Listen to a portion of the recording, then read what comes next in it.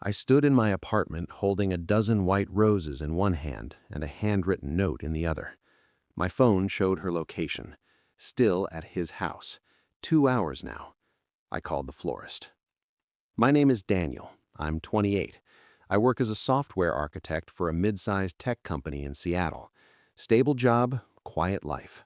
I've always been the type who thinks too much and feels too deeply. When I met Olivia, I wasn't looking for anyone. She worked at a coffee shop near my office. I'd see her every morning.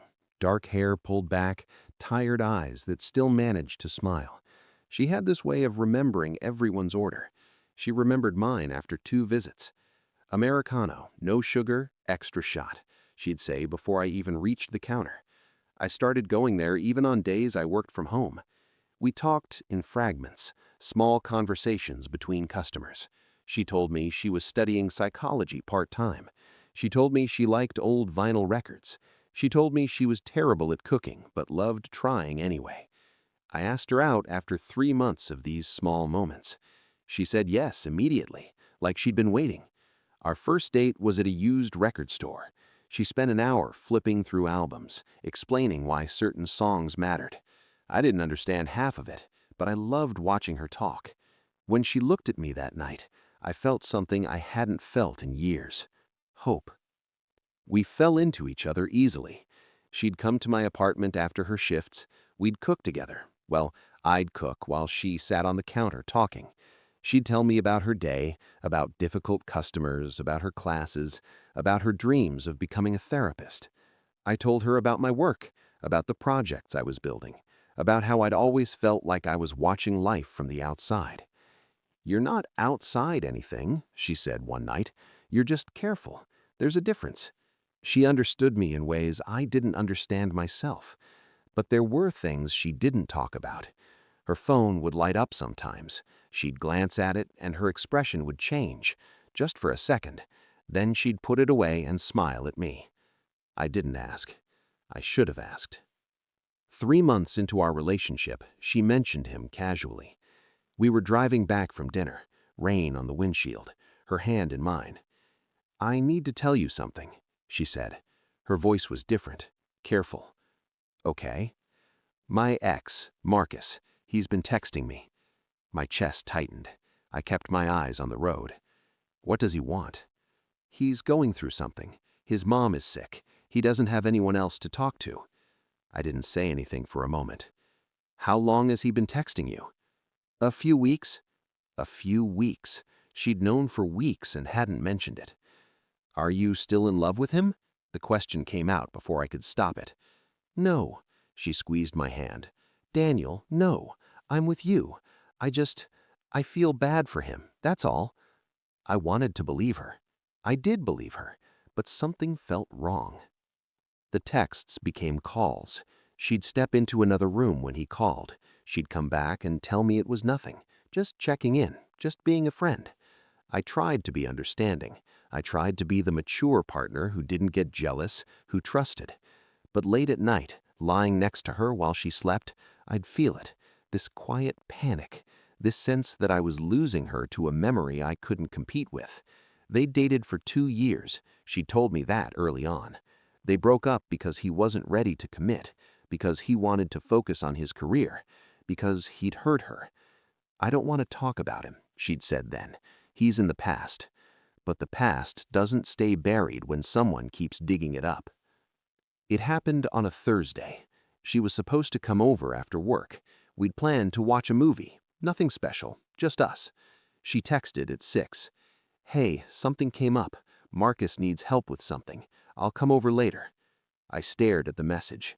What kind of help? 3 dots appeared, disappeared, appeared again. "His mom is in the hospital. He's overwhelmed. I'm just going to sit with him for a bit."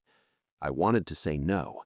I wanted to tell her this wasn't okay, that being there for an ex while your current boyfriend waits at home is not normal.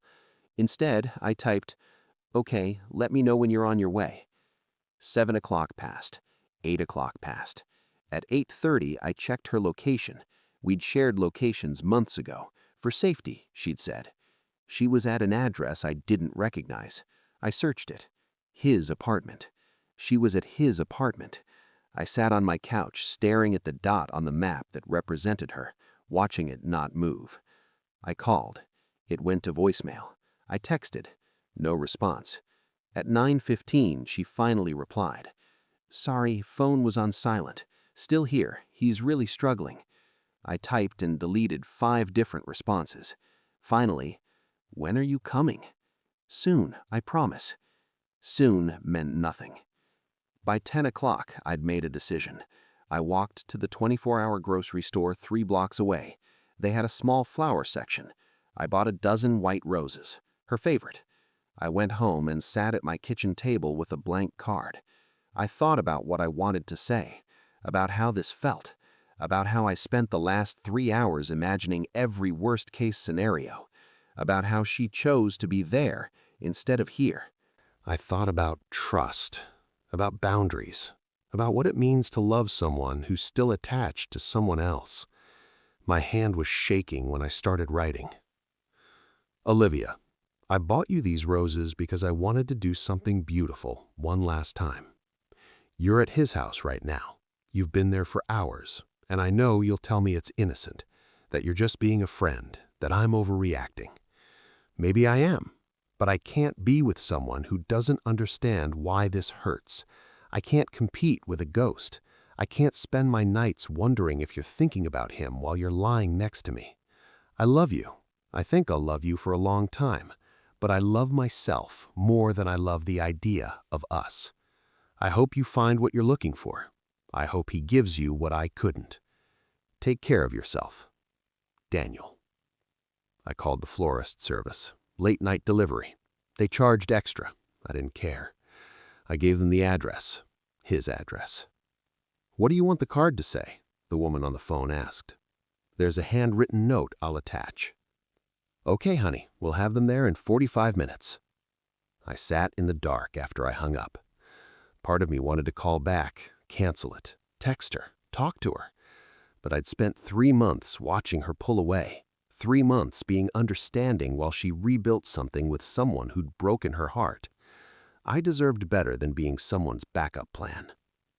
11 o'clock came and went. At 11:40, my phone rang. Her name on the screen. I let it ring. She called again immediately. I answered. "Daniel?" Her voice was breaking. "What did you do?" I could hear it in her tone. She'd received them. "I sent you flowers," I said quietly. "The note." She was crying now. "Why didn't you just talk to me?" "I tried. You didn't answer." "I was helping him." "At his apartment for 5 hours. Silence. "It wasn't like that," she whispered. "Then what was it like, Olivia? Explain it to me. Make me understand why you'd rather be there than here." I heard her breathe, heard his voice in the background asking if she was okay. That sound, his voice in the background, confirmed everything. "I need to go," I said. "Daniel, please." I meant what I wrote, every word. I hung up. She showed up at my apartment 20 minutes later. I heard her knock, heard her crying on the other side of the door. "Daniel, please, let me explain." I sat on my couch, staring at the door. "I wasn't doing anything wrong. He needed me. His mom might be dying, and he has no one." "He has you," I said loud enough for her to hear. "That's the problem. He still has you." "That's not fair." I walked to the door, didn't open it. "You're right," I said through the wood. "It's not fair. It's not fair that I spent tonight alone while you were with him. It's not fair that you didn't even think about how this would make me feel. It's not fair that I have to be the one to set boundaries because you won't." "I love you," she sobbed. Those 3 words, the ones I'd wanted to hear, the ones she'd never said before. She was saying them now in desperation, as a last resort. "I love you too," I said, "but that's not enough." She stopped knocking after a while. I heard her sit down against the door, heard her crying soften into quiet breathing. We stayed like that for an hour, her on one side, me on the other. "I didn't sleep with him," she finally said. Her voice was hoarse. I didn't even think about it. I was trying to be there for someone who was hurting. I didn't think about how it would look. I'm sorry." I leaned my head against the door. "I believe you," I said. "Then why?" "Because you didn't think about me at all. You didn't consider that I'd be waiting, that I'd be worried, that I would feel exactly how I feel right now." "I'm sorry," she whispered. "I know." "Can you open the door?" I closed my eyes.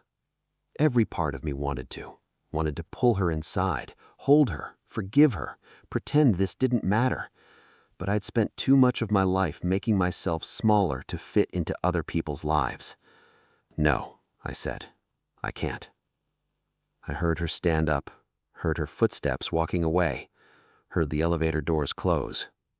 Then silence. 3 days passed. She texted, called, left voicemails. Each message was some version of the same thing. She was sorry, she understood why I was hurt, she wanted to fix this, but she never said she'd stop talking to him. That's what I was waiting for, that acknowledgement, that boundary. It never came. On the 4th day, I blocked her number. 2 weeks later, a mutual friend told me they'd seen her with Marcus. "They were just getting coffee," she said carefully, "but they looked close."